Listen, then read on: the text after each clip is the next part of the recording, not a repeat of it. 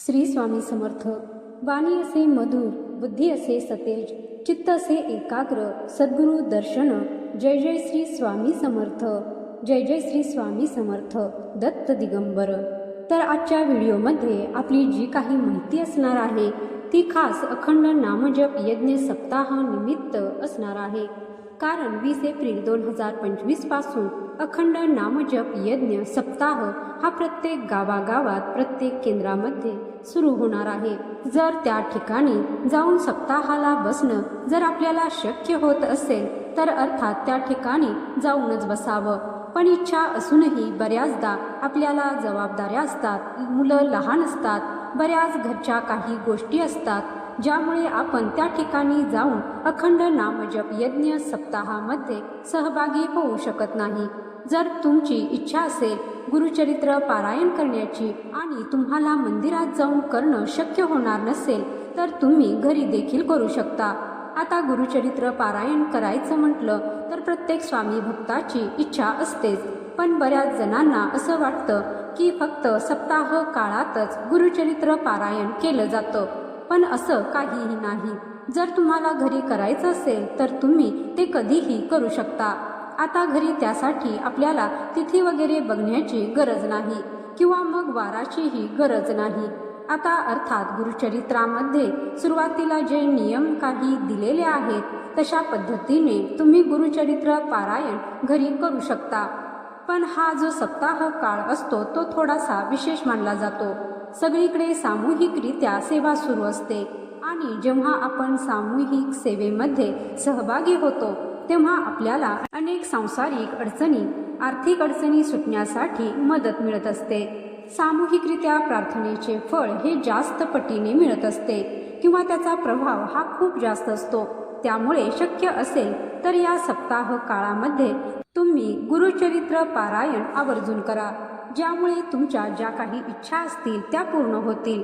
या व्यतिरिक्त आता ज्यांना अखंड नामजप यज्ञ सप्ताहामध्ये सहभागी होता येणार नाही किंवा गुरुचरित्र पारायणाला बसता येणार नाही त्यांच्यासाठी देखील छोट्या छोट्या विविध प्रकारच्या सेवा आहेत. त्या सेवा जरी केल्या तरीही त्याचं फळ आपल्याला दुप्पटरित्या मिळतच असतं. फक्त सेवा करत असताना विश्वासाने करायचे आहे आणि मनापासून करायचे आहे. मनामध्ये थोडाही किंतु परंतु न आणता श्रद्धाभावाने तुमच्या सेवेला तुम्ही सुरुवात करायची आहे. बऱ्याचदा काय होतं की या काळामध्ये आपला मासिक धर्म असतो आणि मग 4-5 दिवस आपले तसेच निघून जातात आणि मग आपली इच्छा कुठेतरी अपूर्ण राहते. तर मनाला फार गोष्टी लावून न घेता आपण फक्त नामस्मरण जरी केलं तरीही ते स्वामीपर्यंत पोहोचत असतं. कारण जेव्हा आपण नाम जपतो तेव्हा आपोआप स्वामी देखील आपल्याला जपत असतात. तर असो, आता अखंड नाम जप यज्ञ सप्ताहाचे किंवा गुरुचरित्राचे जे काही विविध प्रकारचे व्हिडिओ असणार आहेत, उपाय सेवा जे काही असणार आहे ते व्हिडिओच्या माध्यमातून तुमच्यासाठी मी घेऊन येणारच आहे. त्यासाठी आपल्या चॅनलला सबस्क्राईब करून ठेवा. शेजारचं बेल बटन देखील प्रेस करून ठेवा, जेणेकरून नवीन आलेले व्हिडिओ सगळ्यात अगोदर तुमच्यापर्यंत पोहोचतील. आता आजच्या व्हिडिओमध्ये आपण फक्त असे 2 शब्द जाणून घेणार आहोत, ज्याने आपण स्वामींच्या अजून जवळ जाणार आहोत आणि फक्त जवळ जाणार नाही तर आपण त्या ठिकाणी टिकून देखील राहणार आहोत. स्वामी आपल्याला कधीही अंतर देणार नाहीत. असे कुठले 2 शब्द आहेत जे जादूप्रमाणे काम करणार आहेत आणि आपल्या घरामध्ये स्वामींचे वास्तव्य कायमपणे टिकून राहणार आहे. आपल्या भोवती स्वामी नामाचं जे कवच आहे ते कायमस्वरूपी टिकून राहणार आहे. अशा पद्धतीने जर आपण हे 2 शब्द जर बोललो ना तर निश्चितपणे 100% तुम्हाला स्वामींचं कृपाछत्र लाभणार आहे. तर कुठले असे 2 शब्द आहे हे जाणून घ्यायचं आहे. तर व्हिडिओ कुठेही स्किप करू नका, शेवटपर्यंत बघत राहा. तर बघा, स्वामी महाराजांना दररोज आपण सकाळी उठल्या उठल्या नमस्कार वगैरे करतो, मुजरा करतो. घरामध्ये आपण पूजा वगैरे करत असू. आता काही ठिकाणी पुरुष करतात, काही ठिकाणी महिला करतात. घरातली कुठली तरी एक व्यक्ती असते जी देवांना अंघोळ घालत असते. पण इतर सगळ्या लोकांनी देखील दररोज स्वामींसमोर मुजरा करायचा असतो. स्वामींची एखादी आरती म्हणायची असते किंवा आरती करणे शक्य नसेल तर नित्य सेवा करायची असते. जसं की स्वामी चरित्र सारामृताचे 3 अध्याय किंवा 1 अध्याय किंवा माळ जप जरी केला तरी चालतं. म्हणजे ही जी आहे ती आपली जबाबदारी आहे, कर्तव्य झालं आणि ते आपल्याला पार पाडायचं असतं. आता हे सगळं करत असताना 2 शब्द खूप महत्त्वाचे असतात, जे आपण सकाळी उठल्या उठल्या म्हणायला हवे आणि रात्री झोपण्यापूर्वी देखील म्हणायचे आहेत. असं केल्याने स्वामी आपल्या सेवेचा स्वीकार तर करतातच, पण हे 2 शब्द ऐकल्यामुळे स्वामींना एक प्रकारचं समाधान लाभतं आणि स्वामींना जेव्हा समाधान लाभतं तेव्हा आपोआपच आपल्या सगळ्या इच्छा आकांक्षा पूर्ण होत असतात आणि आपलं आयुष्य देखील स्वामीमय होण्यासाठी मदत मिळते. तर असे कुठले 2 शब्द आहेत? तर सगळ्यात पहिले आणि महत्त्वाची गोष्ट म्हणजे जेव्हा आपण सकाळी आपले डोळे उघडतो तेव्हा सगळ्यात अगोदर आपल्या अंथरुणावर बसूनच आपल्याला हात जोडायचे आहेत आणि स्वामींना धन्यवाद बोलायचा आहे. आता बघा, बऱ्याच जणांना वाटेल की किती साधी गोष्ट आहे, यामध्ये काय एवढं विशेष आहे? पण हो, यामध्ये विशेष आहेच, कारण आपण ह्या गोष्टी करताना विसरून जातो. सकाळी उठल्या उठल्या जेव्हा आपण डोळे उघडतो तेव्हा आपण आपल्या दोन्ही हातांचे दर्शन घेतो. तेव्हा स्वामींना आठवून आपल्याला स्वामींना धन्यवाद म्हणायचा आहे की स्वामी, तुमच्यामुळे मला आजचा हा दिवस बघायला मिळालेला आहे, त्यासाठी मी तुमचे खूप खूप आभारी आहे. असंच आयुष्य तुमच्या कृपेने मला लाभलेलं आहे आणि त्यामध्ये मी खूप खुश आहे, कारण तुम्ही मला हवं ते सगळं देत आहात आणि त्यामध्ये मी समाधानी आहे. अशा पद्धतीने जर आपण स्वामींचे आभार मानले तर स्वामी देखील आपल्यावर प्रसन्न होणार आहेत. आता आभार मानणं हे का महत्त्वाचं आहे? तर आपलं छोटंसं उदाहरण घ्या. आपल्या दैनंदिन जीवनामध्ये आपण एखाद्याला काहीतरी दिलं आणि त्यावरती व्यक्ती जर आपले आभार मानत असेल किंवा थँक्यू म्हणत असेल, धन्यवाद म्हणत असेल, तर आपल्याला किती छान वाटतं. तसंच देवांचं आहे. देव आपल्याला सगळं काही देत असतो. आता पैसा अडका म्हटलं तर प्रत्येकाला हवासा वाटतो, पण ते का भौतिक सुखासाठी. पण या व्यतिरिक्त स्वामींनी आपल्याला बऱ्याच काही गोष्टी दिलेल्या आहेत, जसं की आपलं शरीर. आता आपल्या शरीराचा जर आपण विचार केला तर आपण अन्न खातो, ते पचवण्याचं काम स्वामी करतात. आपल्याला सकाळी जाग येते, आपले डोळे उघडण्याचं काम स्वामी करतात. सगळं काही सुरळीत ठेवण्याचं काम स्वामी करतात. आपल्या शरीराची वरून आपण निगा घेऊ शकतो, पण आतून जे काही चाललेलं असतं ते सगळं काही स्वामी करत असतात आणि त्यामुळे स्वामींचे आभार मानणं गरजेचं आहे. ज्यांच्यामुळे आपण हा सुंदर जन्म घेतला, आपण या जगात आलो, त्यांचे आभार आपण दररोज मानायला हवे. आता हा छोटासा शब्द आहे, पण तो दररोज आपण सकाळी म्हणायचा आहे. त्यानंतर रात्री झोपताना आपल्याला स्वामींना सॉरी म्हणायचं आहे, माफी मागायची आहे, क्षमा असावी असं म्हणायचं आहे. आता हे कशासाठी? तर बघा, दिवसभरामध्ये आपल्या हातून बऱ्याच कळत न कळत चुका होत असतात. कधी कधी आपण जाणून बुजून चुका करतो, कधी कधी आपल्याकडून कळत न कळत होतात आणि त्यासाठी स्वामींकडे रात्री माफी मागायची आहे.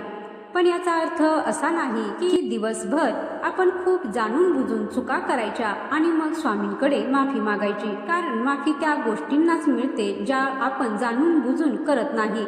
किंवा एखादी गोष्ट आपण रागाच्या भरात जाणून बुजून करतो, पण त्याचा आपल्याला नंतर पश्चाताप झाला तर नक्कीच स्वामी माफ करतात.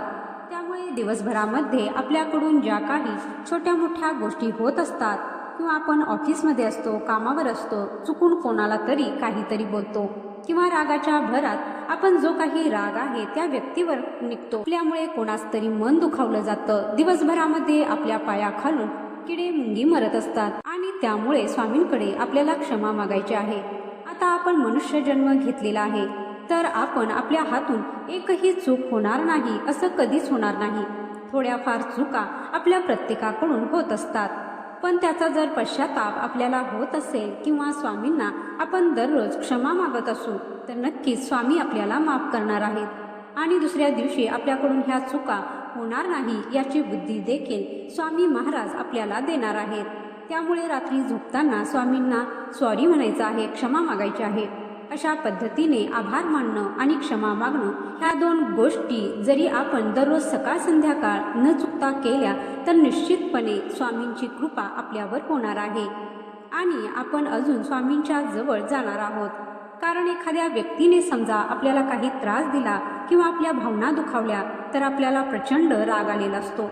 पण त्याच वेळेस त्या क्षणाला जर ती व्यक्ती येऊन आपल्याला सॉरी म्हटली, माफी मागितली, तर क्षणभरात आपला राग नाहीसा देखील होतो. असंच काही स्वामींचं देखील आहे. आपण दिवसभरामध्ये चुका करतो आणि अर्थात आपल्या हातून जेव्हा चुका होतात तेव्हा स्वामींना देखील वाईट वाटतं की अरे, हा माझा सेवेकरी असून ह्या चुका कशा करू शकतो. पण त्यांचा राग घालवण्यासाठी स्वामींकडे पुन्हा एकदा आपल्याला रात्री झोपण्यापूर्वी माफी मागायची आहे आणि पुन्हा चूक होऊ देऊ नका असं देखील सांगायचं आहे. बघा, माफी मागणं आणि आभार मानणं या दोन गोष्टी जरी आपण नित्यनियमाने सकाळ संध्याकाळ स्वामींकडे केल्या तर निश्चितपणे आपले जे काही कर्म आहे ते सुधारण्यासाठी मदत होते. आपल्या हातून वाईट गोष्टी घडत नाहीत आणि आपण कायमस्वरूपी स्वामींच्या जवळ असतो. तर स्वामी महाराजांची जी काही पुण्यतिथी येत आहे त्या निमित्ताने जर दररोज आपण या गोष्टी घरामध्ये करायला सुरुवात केली तर निश्चितपणे त्याचे सकारात्मक असे बदल तुम्हाला तुमच्या आयुष्यामध्ये दिसून येणार आहेत. आता हे केल्याने लगेचच तुमच्या घरामध्ये खूप पैसा येईल किंवा खूप चमत्कार घडेल असं नाही. बदल घडेल तो आपल्या स्वतःच्या आयुष्यावर, आणि जेव्हा आपल्या आयुष्यामध्ये बदल घडू लागतात तेव्हा आपल्या आजूबाजूच्या गोष्टी देखील नक्कीच हळूहळू बदलू लागतात. तर स्वामी भक्त हो, हा अनुभव घ्यायचा असेल तर आजपासून या दोन गोष्टींना सुरुवात करा. हे दोन शब्द दररोज म्हणा. निश्चितपणे तुमच्या आयुष्यात सकारात्मक बदल घडून येईल. याशिवाय आभार मानताना आपण म्हणायचं आहे की देवा, हे स्वामी राया, तू जे काही दिलं आहेस त्यामुळे मी सुखी आहे. आजचा दिवस मी तुझ्यामुळेच बघत आहे, त्याबद्दल मी तुझा ऋणी आहे. माझ्या हातून तुझी सेवा अशीच घडत राहू दे. तुझ्यामध्ये आणि माझ्यामध्ये थोडे सुद्धा अंतर येऊ नये यासाठी बुद्धी दे, अशी प्रार्थना तुम्ही सकाळी आभाराच्या स्वरूपामध्ये करायची आहे. तर आजचा हा माहितीपूर्ण व्हिडिओ तुम्हाला कसा वाटला ते कमेंट करून नक्की सांगा. स्वामी समर्थांचे भक्त आहात तर कमेंटमध्ये जय श्री स्वामी समर्थ लिहायला विसरू नका. आपला नामजप यज्ञ सप्ताह निमित्ताने व्हिडिओ पाहण्यासाठी चॅनलला सबस्क्राईब करून ठेवा. तुम्हाला शंका वाटत असेल तर तुम्ही विचारू शकता. बोलता बोलता कुणाच्या भावना दुखावल्या असतील तर तुमची मी माफी मागते. पुन्हा भेटूया नवीन व्हिडिओसोबत, नवीन माहिती घेऊन. तोपर्यंत बोलत रहा. श्री स्वामी समर्थ. जय जय स्वामी समर्थ. धन्यवाद.